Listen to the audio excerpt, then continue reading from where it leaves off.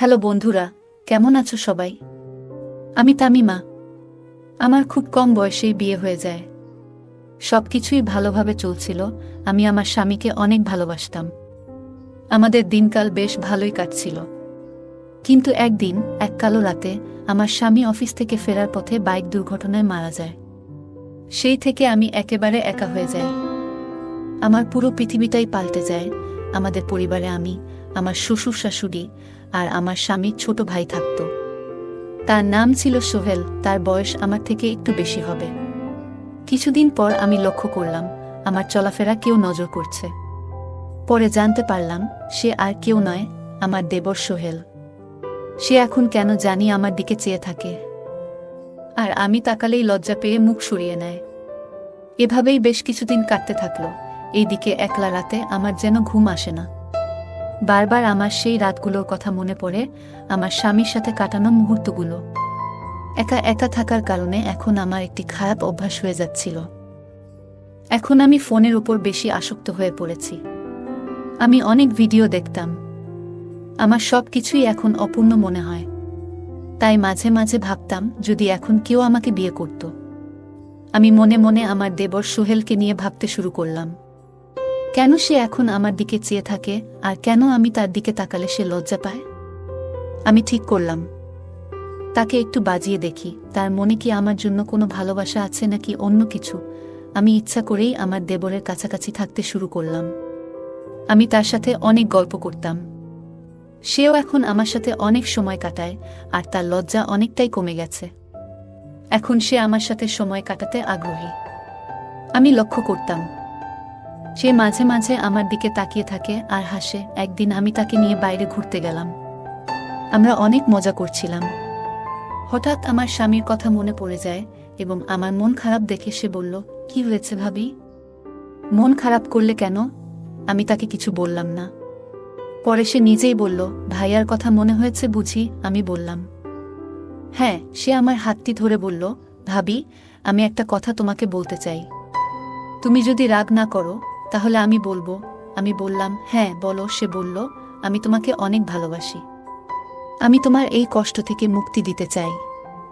আমি তোমার এই কষ্ট দেখতে পারি না, আমার খুব কষ্ট হয়। তার মুখ থেকে এসব শুনে আমি অবাক হয়ে যাই। আমি কিছু বললাম না, চুপ করে থাকলাম। আর মনে মনে ভাবতে লাগলাম সে কি আমাকে সত্যিই ভালোবাসে নাকি ভালোবাসার নামে ধোঁকা দেবে। কারণ আমি এখন তাকে মনে মনে ভালোবাসি, কিন্তু তাকে তা বুঝতে দিইনি। সে বলল, ভাবি চুপ করে আছো কেন, কিছু তো বলো। আমিও তাকে বললাম, আমাকে একটু সময় দেও, তারপর আমি তোমাকে জানাবো। এই বলে আমরা বাসায় চলে আসলাম। আমি দেখলাম সোহেলের অনেক টেনশনে আছে। আমার সাথেও এখন সে ভালোভাবে কথা বলতেছে না।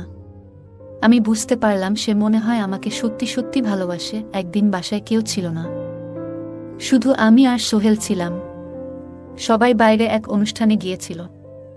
আমি ভাবলাম আজকেই সুযোগ কিছু একটা করার এবং আমার মনের কথাটা তাকে বলার। আমি আমার রুমে সোহেলকে ডেকে নিয়ে আসলাম। বললাম, আমার মাথায় অনেক ব্যথা করছে, তুমি কি আমার মাথায় একটু তেল দিতে পারবে? আমার কথা শুনে সে অবাক হয়ে গেল আর তেল নিয়ে আসলো। আমি তার কোলে মাথা রাখতেই সে যেন কেমন করে উঠল। ভাবলাম মাথাটা হয়তো ঠিক জায়গায় রাখিনি।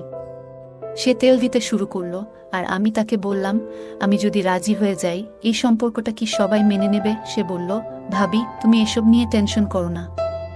যদি না মেনে নেয় তাহলে আমরা পালিয়ে বিয়ে করব। আমি বললাম, তুমি কি সত্যিই পারবে?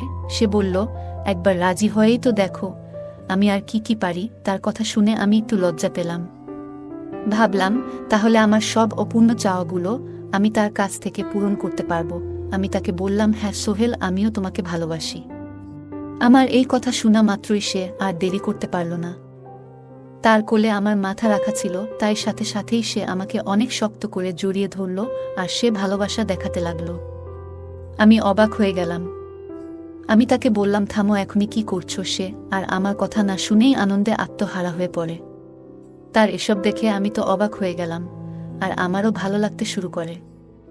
তাই আমি আর তাকে বাধা দিলাম না। অনেক দিন পর এত আনন্দে দিন কাটবে তা আমি কখনো ভাবতে পারিনি। সে আমাকে সত্যিই অনেক ভালোবাসে, তাই আমিও তাকে অনেক ভালোবাসতে শুরু করি। আস্তে আস্তে যত দিন যাচ্ছে আমাদের ভালোবাসা আরও বেড়ে যাচ্ছে। সে আমাকে অনেকটাই সময় দিত এবং সবার চোখ ফাঁকি দিয়ে আমাকে ভালোবাসত। আমাদের ভালোবাসার সম্পর্কটা এখনো কাউকে জানানো হয়নি, তাই আমরা এখনো লুকিয়ে লুকিয়ে প্রেম করতাম।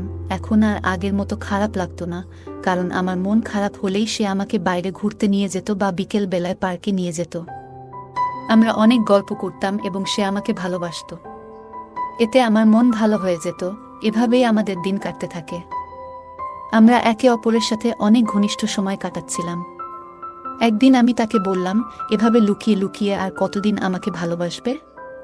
এবার ঘরের বউ করে নিলে তো হয়। আমার কথা শুনে সে অনেক খুশি হয়ে যায়।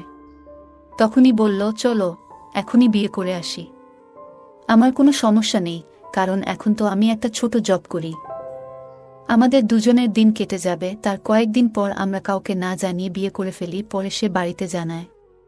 সবাই এই খবর শুনে অবাক হয়ে যায়। আমার শ্বশুর খুব ভালো মনের মানুষ ছিলেন।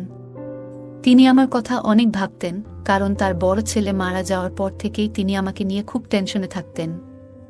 আমি তার ছোট ছেলেকে বিয়ে করার কারণে তিনি রাগ করেননি, বরং খুশি হয়েছিলেন। আমাদের সম্পর্কটা বাসার সবাই মেনে নেয়। আমি এখনো ভাবতে পারিনি যে সবাই এই সম্পর্কটা এত দ্রুত মেনে নেবে। আমি তো মনে মনে ভেবেছিলাম যে আমাদের হয়তো বাসা থেকে চলে যেতে হবে। যাক, এসব কিছুই হয়নি, ভালোই হয়েছে। তারপর থেকে আমি আর সোহেল সুখের সংসার শুরু করি। আমি তার অনেক যত্ন নিতাম, আর সে আমার অনেক খেয়াল রাখত এবং ভালোবাসা দিত। এটা আমার খুব ভালো লাগত। এভাবেই আমাদের দিনগুলো কাটতে থাকে। গল্পটা কেমন লাগলো জানাতে ভুলো না। তোমাদের সাথেও কি এমন কোনো ঘটনা ঘটেছে? যদি ঘটে থাকে তাহলে কমেন্টে জানাতে ভুলো না। আরও মজার মজার রোমান্টিক গল্প শুনতে চাইলে ভিডিওটি লাইক, শেয়ার এবং চ্যানেলটি সাবস্ক্রাইব করতে ভুলো না। ধন্যবাদ।